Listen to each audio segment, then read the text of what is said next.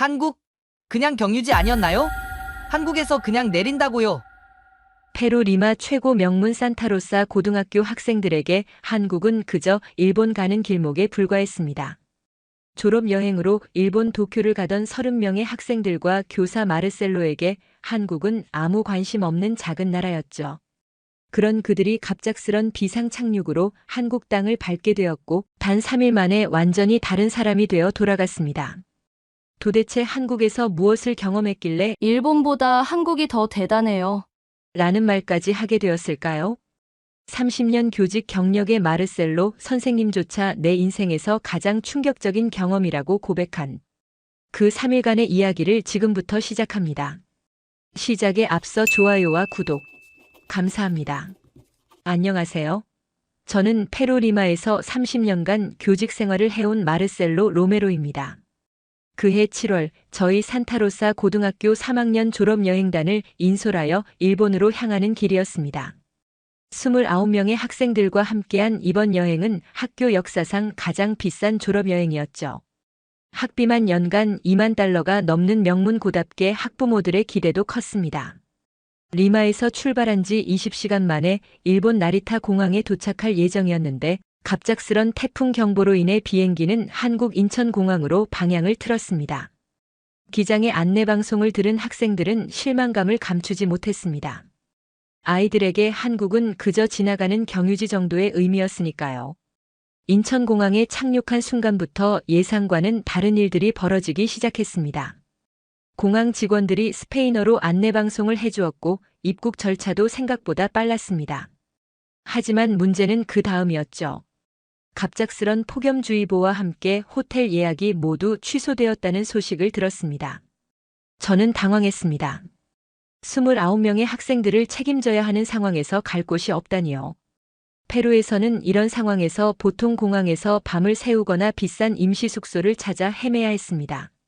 학부모들에게 어떻게 설명해야 할지 걱정이 앞섰죠. 그런데 공항관리사무소에서 한 직원이 다가왔습니다. 김현수라고 자신을 소개한 그분은 서울시 교육청에서 나왔다며 학생들을 위한 임시 숙소를 준비해 두었다고 했습니다. 저는 한국어를 전혀 몰랐기 때문에 통역 앱에만 의존해야 했는데 그분은 영어로 차근차근 상황을 설명해 주었습니다. 서울에 있는 한 청소년 수련관이라는 곳이었습니다. 처음 들어보는 시설이었지만 학생들의 안전이 가장 중요했기에 따라가기로 했습니다. 버스에 올라탄 학생들은 여전히 불만스러워했습니다. 일본의 화려한 호텔 대신 한국의 수련관이라니 실망스럽다는 표정이었죠. 인천공항에서 서울로 향하는 고속도로를 달리면서 창밖 풍경을 바라보았습니다. 페루와는 전혀 다른 모습이었지만 그렇다고 특별해 보이지도 않았습니다. 학생들도 대부분 졸거나 핸드폰만 들여다보고 있었죠. 그때만 해도 저는 이것이 단순한 경유 과정일 뿐이라고 생각했습니다. 하루 이틀 지나면 다시 일본으로 떠날 것이고 이 모든 일은 졸업여행의 작은 해프닝 정도로 기억될 것이라고 말이죠. 하지만 서울숲 청소년 수련관에 발을 들여놓는 순간부터 제 생각은 조금씩 바뀌기 시작했습니다. 급하게 결정된 숙소인 청소년 수련관 앞에 도착했을 때 저는 솔직히 당황스러웠습니다. 페루에서 상상하던 한국의 모습과는 달랐기 때문이죠. 수련관 건물은 생각보다 깔끔하고 현대적이었지만 명문고 학생들이 머물 곳으로는 격이 떨어져 보였습니다. 김현수 직원이 저를 수련관 사무실로 안내했습니다. 벽에 걸린 여러 사진들을 보니 이곳에서는 평소 한국 청소년들이 다양한 활동을 하고 있었습니다. 그분은 차분한 목소리로 상황을 설명해 주었는데 폭염 때문에 서울 시내 모든 호텔이 만실이고 특히 외국인 단체 수용이 어렵다고 했습니다. 저는 내심 걱정이 컸습니다. 페루 학부모들에게 어떻게 설명해야 할지 그리고 아이들이 불편해하지는 않을지 말이죠. 하지만 선택의 여지가 없었습니다. 김현수 직원은 수련관 직원들과 함께 최대한 편의를 제공하겠다고 약속했고 에어컨이 잘 작동하는 방들을 배정해 주었습니다. 학생들을 방에 안내하는 과정에서 저는 한 가지를 발견했습니다. 각 방마다 깨끗한 수건과 생수가 미리 준비되어 있었고 침대 시트도 새 것으로 교체되어 있었습니다. 이것은 분명 저희를 위해 급하게 준비한 것들이었죠. 페루에서라면 이런 세심한 준비를 보기 어려웠을 겁니다. 그런데 학생들의 반응은 예상대로였습니다.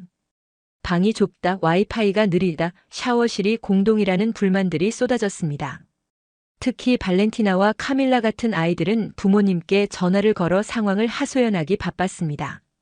저 역시 학교 교장 선생님께 상황 보고를 해야 했는데 설명하기가 참 난처했습니다.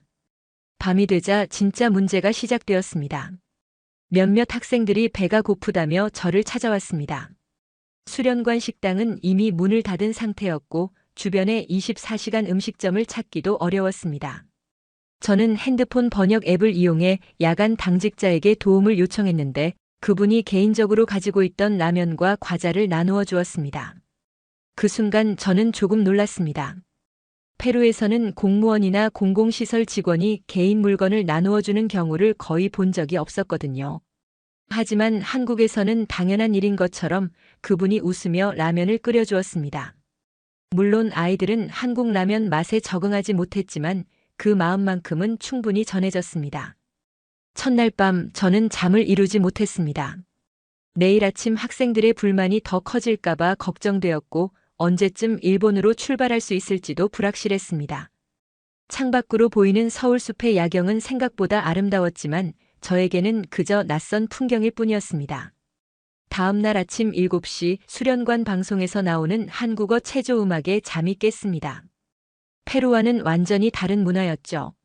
학생들도 하나둘 깨어나기 시작했는데 여전히 피곤하고 짜증스러워하는 표정이었습니다. 아침 식사를 위해 식당으로 내려갔을 때 저는 한 가지 놀라운 광경을 목격했습니다. 수련관 직원들이 이른 아침부터 저희를 위해 특별히 준비를 하고 있었던 것입니다. 평소 한국 학생들이 먹는 한식 대신 빵과 우유, 시리얼 등을 준비해 두었더군요. 김현수 직원이 다가와서 설명해 주었습니다. 어제 저녁 저희 상황을 보고 급히 주변 마트에서 구입해온 것들이라고 했습니다. 물론 완벽한 서양식 아침은 아니었지만 그 배려가 느껴졌습니다. 하지만 학생들의 반응은 여전히 시큰둥했죠. 식사 후 김현수 직원이 저에게 제안을 했습니다. 어차피 항공편 재조정에 시간이 걸리니 서울숲을 구경해보는 것이 어떻겠느냐는 것이었습니다. 저는 내심 반대했습니다. 아이들이 더 짜증을 낼 것이 뻔했거든요. 하지만 하루 종일 수련관에만 있을 수도 없는 노릇이었습니다. 서울숲 산책로에 나선 저희 일행은 그야말로 어색했습니다. 한국의 7월 더위는 페루 겨울과는 정반대였고 습도까지 높아서 몇 분 걷기만 해도 땀이 났습니다. 학생들은 계속 불평을 늘어놓았고 저는 이들을 달래느라 정신이 없었습니다. 그런데 산책로에서 만난 한국 사람들의 반응이 의외였습니다. 조깅을 하던 중년 남성이 저희를 보더니 물병을 건네주었고 강아지를 산책시키던 할머니는 손짓으로 그늘진 곳을 가리켜 주었습니다. 물론 언어는 통하지 않았지만 그 마음은 전해졌죠. 가장 인상 깊었던 것은 서울숲 곤충식물원 앞에서 일어난 일이었습니다. 입장료 때문에 망설이고 있는데 관리 직원이 단체 할인을 적용해 주겠다며 거의 무료로 들어갈 수 있게 해주었습니다. 페루에서는 외국인에게 더 비싼 요금을 받는 경우가 많은데 여기서는 정반대였습니다. 곤충식물원 안에서 학생들의 표정이 조금씩 밝아지기 시작했습니다. 나비들이 자유롭게 날아다니는 모습과 열대 식물들을 보면서 페루의 자연을 떠올리는 것 같았죠. 디에고는 처음으로 웃으면서 나비와 사진을 찍었고 파울로는 식물 설명판을 열심히 번역해가며 읽고 있었습니다. 하지만 여전히 대부분의 학생들은 시큰둥했습니다. 이곳이 일본이 아니라는 아쉬움, 그리고 예정에 없던 일정에 대한 불만이 컸거든요. 저 역시 이 모든 상황이 단순한 해프닝으로 끝나기를 바라고 있었습니다. 점심시간이 되어 수련관으로 돌아가는 길, 저는 한국에 대해 조금 다른 생각을 하기 시작했습니다. 적어도 사람들은 생각보다 친절하다는 것을 느꼈거든요. 점심 식사 시간, 드디어 제가 우려했던 일이 벌어졌습니다. 수련관 식당에서 나온 한식을 보고 학생들이 본격적으로 불만을 터뜨리기 시작한 것입니다. 김치찌개와 불고기, 그리고 여러 반찬들이 준비되어 있었지만 아이들에게는 낯설기만 했습니다. 발렌티나가 먼저 입을 열었습니다. 김치 냄새가 이상하다며 코를 막았고 다른 학생들도 하나둘 따라하기 시작했습니다. 디에고는 아예 젓가락을 내려놓고 포크를 달라고 했습니다. 저는 점점 난처해졌습니다.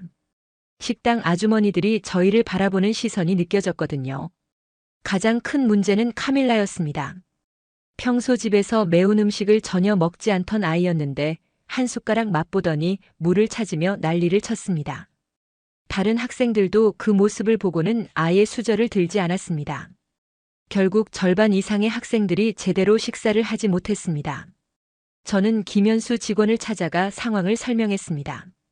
아이들이 한식에 적응하지 못한다고 혹시 다른 음식을 구할 방법이 없겠느냐고 부탁했죠. 그분은 난처한 표정을 지으면서도 방법을 찾아보겠다고 했습니다. 하지만 수련관에서 갑자기 서양식 음식을 준비하기는 어려운 상황이었습니다. 오후가 되자 더 큰 문제가 생겼습니다. 몇몇 학생들이 배가 고프다며 밖으로 나가 음식을 사오겠다고 했는데 한국어를 전혀 모르는 상태에서는 위험했습니다. 저는 일일이 따라다닐 수도 없었고 그렇다고 수련관에만 가둬둘 수도 없는 상황이었죠. 디에고가 저에게 직접적으로 불만을 표현했습니다. 왜 이런 곳에서 시간을 낭비해야 하느냐, 일본 호텔로 빨리 보내달라는 것이었습니다. 다른 학생들도 고개를 끄덕이며 동조했습니다. 저는 설명을 해주려 했지만 아이들의 마음은 이미 굳어 있었습니다. 그날 저녁 저는 페루에 있는 교장 선생님과 긴 통화를 했습니다. 학부모들의 항해 전화가 계속 오고 있다는 소식이었습니다. 비싼 일본 여행비를 내고 한국에서 고생하고 있다는 불만이 컸죠. 교장 선생님도 하루빨리 상황을 정리하라고 압박했습니다. 밤늦게 수련관을 돌아다니며 학생들 상태를 확인했습니다. 대부분 방에서 핸드폰만 들여다보고 있었고 몇몇은 집에 전화를 걸어 하소연하고 있었습니다. 저는 이 모든 상황이 제 잘못인 것 같아 무거운 마음이었습니다.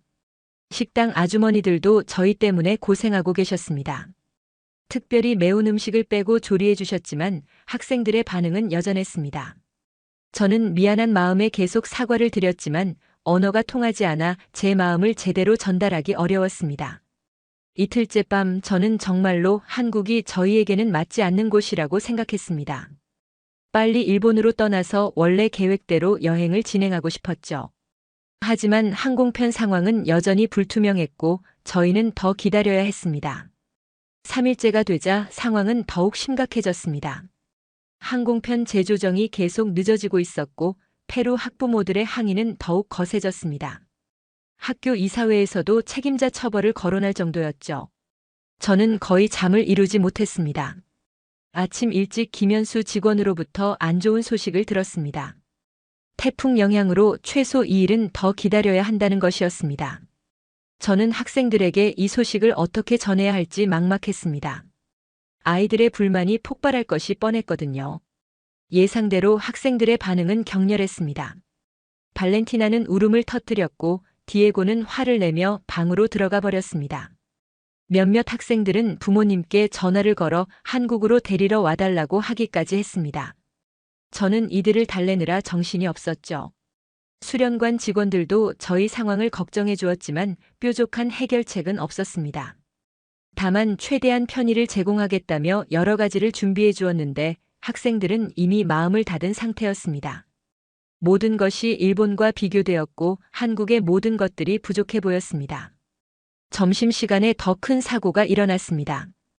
파울로가 화장실에서 미끄러져 넘어지면서 무릎을 다친 것입니다. 다행히 크게 다치지는 않았지만 상처가 꽤 깊었습니다. 저는 급히 병원에 데려가야 했는데 한국 의료 시스템을 전혀 모르는 상황이라 당황스러웠습니다. 김현수 직원이 즉시 도움을 주었습니다. 가장 가까운 병원으로 안내해 주었고 응급실에서 통역도 도와주었습니다. 페루에서라면 몇 시간은 기다려야 했을 텐데 한국에서는 30분 만에 치료가 끝났습니다. 엑스레이 촬영부터 상처 치료까지 모든 과정이 신속했습니다. 하지만 문제는 병원비였습니다. 15만 원이라는 금액이 나왔는데 페루 돈으로 환산하면 상당한 액수였습니다. 저는 어떻게 처리해야 할지 몰라 당황했는데 병원 직원이 여행자 보험 처리 방법을 자세히 설명해 주었습니다. 서류 작성까지 도와주어서 결국 보험으로 해결할 수 있었죠. 병원에서 수련관으로 돌아가는 길에 저는 한 가지를 깨달았습니다. 페루에서라면 이런 응급 상황에서 이렇게 빠르고 체계적인 도움을 받기 어려웠을 것이라는 점이었습니다. 물론 비용은 들었지만 시스템 자체의 효율성은 확실히 인정할 만했습니다. 하지만 학생들은 여전히 불만투성이었습니다. 파울로의 사고를 보고 오히려 한국에 대한 불신이 더 커진 것 같았습니다. 안전하지 않은 곳이라는 인식이 생긴 거죠. 저 역시 책임감에 짓눌려 있었습니다. 그날 밤 저는 정말로 한계를 느꼈습니다. 학생들의 불만, 학부모들의 압박, 학교의 책임 추궁까지 모든 것이 저에게만 집중되는 것 같았습니다. 한국이 나쁜 곳은 아니지만 저희에게는 맞지 않는 곳이라는 생각이 들었습니다. 4일째 아침 파울로의 상태를 확인하러 다시 병원에 갔습니다. 어제 치료받은 곳에서 소독과 드레싱을 교체해야 했는데 놀랍게도 같은 간호사가 저희를 기억하고 있었습니다. 그분은 파울로의 상태를 꼼꼼히 살펴보며 회복이 빠르다고 안심시켜 주었습니다. 더 놀라운 것은 의사 선생님의 말씀이었습니다. 어제 응급처치를 받았으니 오늘은 간단한 소독만 하면 된다며 추가 비용은 받지 않겠다고 하신 것입니다. 페루에서는 병원에 갈 때마다 비용이 발생하는데 이런 배려는 처음 경험해보는 일이었습니다. 병원 로비에서 기다리는 동안 저는 한국의 의료 시스템에 대해 다시 생각해보게 되었습니다. 물론 첫날 비용은 들었지만 그 후의 처리 방식이나 의료진의 태도는 페루와 확실히 달랐습니다. 환자 중심으로 움직이는 시스템이라는 느낌을 받았죠. 수련관으로 돌아와서 학생들에게 이 이야기를 해주었습니다. 처음에는 시큰둥하던 아이들도 조금씩 관심을 보이기 시작했습니다. 특히 카밀라는 페루 병원과 비교하며 여러 질문을 했습니다. 의료진이 영어로 설명해 준 것, 보험 처리를 도와준 것 등에 대해서 말이죠. 점심시간에 또 다른 변화가 있었습니다. 수련관 근처 편의점에 음료수를 사러 갔는데 사장님이 저희를 알아보고는 몇 개를 더 주셨습니다. 처음에는 당황했지만 손짓으로 더운 날씨에 고생한다는 의미인 것을 알 수 있었습니다. 편의점에서 돌아온 학생들의 표정이 전과 달랐습니다. 디에고는 편의점 사장님이 얼마나 친절했는지 다른 학생들에게 설명했고 발렌티나는 한국어로 감사하다고 말하는 방법을 물어보기까지 했습니다. 작은 변화였지만 분명한 변화였죠. 오후에는 서울숲 산책로를 다시 걸었습니다. 이번에는 학생들의 태도가 조금 달랐습니다. 주변을 구경하며 사진을 찍기도 하고 운동하는 한국인들의 모습을 신기하게 바라보기도 했습니다. 특히 나이가 많은 분들이 열심히 운동하시는 모습에 감탄하는 학생들도 있었습니다. 산책 중에 만난 한 할아버지가 인상 깊었습니다. 70세 정도 되어 보이시는데 매일 아침 조깅을 하신다며 몸짓으로 설명해 주셨습니다. 학생들이 신기해하자 팔굽혀펴기까지 시범을 보여주셨죠. 그 모습을 보고 학생들이 박수를 치며 웃었습니다. 저녁 식사 시간 학생들의 반응이 눈에 띄게 달라졌습니다. 여전히 한식이 입에 맞지는 않았지만 이전처럼 노골적으로 싫어하지는 않았습니다. 몇몇은 김치를 조금씩 맛보기도 했고 밥과 반찬을 섞어 먹으려고 노력하는 모습도 보였습니다. 그날 밤 저는 처음으로 편안한 잠을 잘 수 있었습니다. 학생들의 태도 변화를 보면서 이 모든 상황이 단순한 불행이 아닐 수도 있겠다는 생각이 들었거든요. 물론 여전히 빨리 일본으로 가고 싶었지만 한국에서의 경험도 나름의 의미가 있을 것 같았습니다. 5일째 아침 뜻밖의 손님들이 수련관을 찾아왔습니다. 서울숲 근처에 살고 계시는 할머니, 할아버지 몇 분이 저희를 위해 과일을 가져오신 것입니다. 김현수 직원의 설명으로는 어제 산책로에서 저희를 보신 분들이 외국 학생들이 고생하고 있다며 걱정해 주신다는 것이었습니다. 할머니께서 가져오신 수박과 참외, 그리고 아이스크림을 보고 학생들이 환호성을 질렀습니다. 더운 날씨에 시원한 과일만큼 반가운 것도 없었거든요. 하지만 더 감동적인 것은 그 마음이었습니다. 전혀 모르는 외국인 학생들을 위해 이런 배려를 해주시다니요. 학생들은 처음으로 진심으로 기뻐했습니다. 카밀라는 할머니께 스페인어로 감사하다고 말씀드렸고 파울로는 휴대폰 번역기를 이용해 한국어로 고맙다는 인사를 전했습니다. 할머니들도 환하게 웃으시며 아이들의 머리를 쓰다듬어 주셨죠. 그 순간 저는 문화와 언어를 뛰어넘는 무언가를 보았습니다. 진심 어린 마음은 말이 통하지 않아도 전해진다는 것을 실감했습니다. 30년 교직 생활을 하면서도 이런 감동을 받기는 쉽지 않았는데 이곳 한국에서 그것을 경험하게 된 것입니다. 점심 후에는 수련관 직원들이 특별한 제안을 했습니다. 한국 전통 종이접기를 가르쳐 주겠다는 것이었습니다. 처음에는 시큰둥하던 학생들도 직접 해보니 재미있어 했습니다. 특히 디에고는 학창시절 미술에 소질이 있었는데 한국의 색종이 접기에 푹 빠져들었습니다. 언어는 통하지 않았지만 함께 웃고 만드는 시간이 흘렀습니다. 수련관 직원들도 스페인어를 배우려고 노력했고 학생들도 한국어 단어를 물어보며 소통하려 했습니다. 발렌티나는 한국어로 안녕하세요, 감사합니다, 맛있어요 같은 기본 인사말을 배우기까지 했죠. 저녁 시간이 되자 더 놀라운 일이 벌어졌습니다. 수련관 식당 아주머니들이 저희를 위해 특별 메뉴를 준비해 주신 것입니다. 매운맛을 줄인 불고기와 계란 후라이, 그리고 김치 대신 오이 무침을 준비해 주셨더군요. 학생들의 입맛을 배려해서 나름대로 조정해 주신 것이었습니다. 이날 저녁 식사는 지금까지와 완전히 달랐습니다. 학생들이 진심으로 맛있다고 표현했고 몇몇은 더 달라고 하기까지 했습니다. 식당 아주머니들도 흐뭇한 표정으로 저희를 바라보셨죠.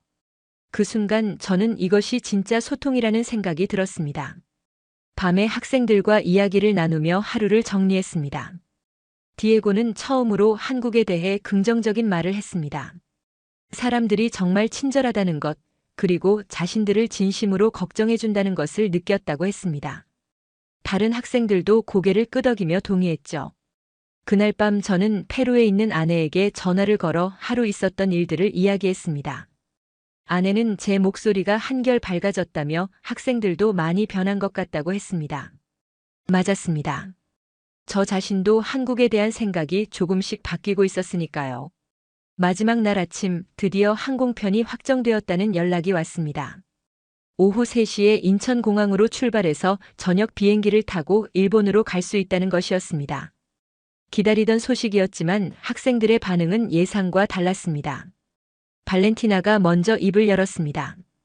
벌써 떠나야 하냐며 아쉬워했고 다른 학생들도 비슷한 반응을 보였습니다. 며칠 전만 해도 하루빨리 떠나고 싶어 했던 아이들이 이제는 한국에서의 시간을 아쉬워하고 있었던 것입니다. 아침 식사 시간 식당 아주머니들이 저희를 위해 특별한 선물을 준비해 주셨습니다. 한국 전통 과자와 김 같은 것들을 작은 봉지에 담아서 여행 중에 먹으라고 주신 것입니다. 학생들은 하나하나 소중히 받으며 감사 인사를 드렸습니다. 출발 준비를 하면서 학생들이 수련관 곳곳에서 사진을 찍기 시작했습니다. 처음에는 불만만 가득했던 이 공간이 이제는 추억의 장소가 된 것 같았습니다. 디에고는 종이접기 작품들을 소중히 챙겼고 카밀라는 한국어 인사말을 적은 메모지를 가방에 넣었습니다. 인천공항으로 향하는 버스 안에서 학생들의 대화 주제는 온통 한국 이야기였습니다. 할머니들이 주신 과일 이야기, 편의점 사장님의 친절, 병원에서의 경험, 수련관 직원들의 배려 등등. 5일 전과는 완전히 다른 모습이었죠. 파울로는 제게 조용히 말했습니다. 처음에 투덜거리고 화를 낸 것이 부끄럽다고 한국 사람들에게 미안하다고 했습니다. 다른 학생들도 비슷한 마음인 것 같았습니다. 저 역시 처음 며칠간 한국을 단순히 경유지 정도로 생각했던 것을 반성하게 되었습니다. 공항에 도착해서 김현수 직원과 작별 인사를 나눌 때였습니다. 그분은 학생들이 한국을 좋게 기억해주면 그것만으로도 충분하다고 말씀하셨습니다. 저는 그분께 진심으로 감사하다는 말씀을 드렸습니다. 30년 교직 생활 중 이런 배려를 받아본 적이 없다고 했죠. 출국 수속을 밟으면서 저는 깨달았습니다. 저희가 한국에서 배운 것은 한국어나 한국 문화가 아니었습니다. 진정한 배려가 무엇인지, 마음으로 소통하는 것이 무엇인지를 배웠던 것입니다. 이것은 어떤 교과서로도 가르칠 수 없는 소중한 교육이었죠. 비행기 안에서 학생들이 한국에서 찍은 사진들을 보며 이야기하는 모습을 지켜보았습니다. 이제 이 아이들에게 한국은 더 이상 단순한 경유지가 아니었습니다. 진정한 배움이 일어났던 특별한 장소가 된 것입니다. 몇 달 후 페루로 돌아가서 이 이야기를 다른 선생님들께 말씀드렸을 때 모두들 놀라워했습니다. 그리고 다음 졸업 여행 때는 한국을 정식 코스에 포함시키자는 제안까지 나왔죠. 지금도 그때 학생들과 가끔 연락을 주고받습니다. 대부분이 대학생이 된 지금 한국어를 배우고 있는 학생들도 몇 명 있습니다. 디에고는 한국 대학교 교환학생 프로그램에 지원했고, 발렌티나는 한국 문화에 관심을 갖게 되어 관련 동아리 활동을 하고 있습니다. 그 짧은 5일이 이 아이들의 인생을 바꾸어 놓았습니다. 그리고 저에게도 마찬가지였죠.